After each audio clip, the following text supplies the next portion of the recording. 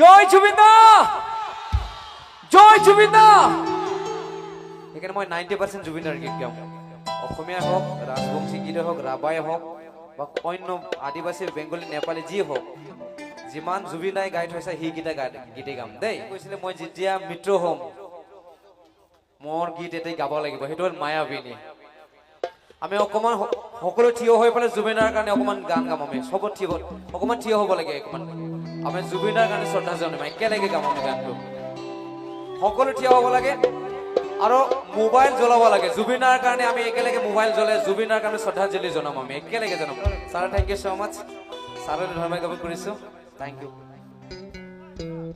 আমি একেলগে জুবিনৰ কাৰণে জয় জুবিন দা, জয় জুবিন দা। যেতিয়ালৈকে এই পৃথিৱী থাকিব আমাৰ জুবিন দা সদায় থাকিব, সদায় জীয়াই থাকিব আমাৰ লগত। আৰু আমি ফুকন বৰাই প্ৰতিশ্ৰুতি দিছে যিকোনো মঞ্চত, তাতে বড়ো প্ৰগ্ৰামে হওক, আদিবাসী প্ৰগ্ৰাম হওক, ৰাজবংশী প্ৰগ্ৰাম হওক, ৰাভা প্ৰগ্ৰাম হওক, ফুকন বৰাই জুবিন দাৰ গীত গাইহে এৰিব। সেইটো মোৰ অন্তৰৰ পৰা লোৱা ডিচিশ্যন দেই।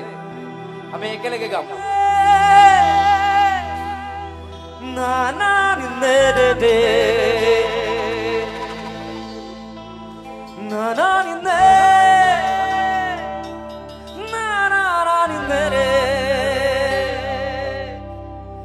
না না নে না না নে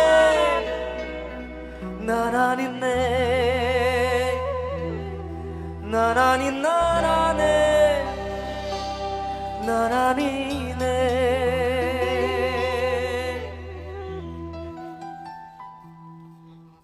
একেলগে সবে মোবাইল জ্বলাব লাগে একেলগে জোৰকে ধুনীয়াকে।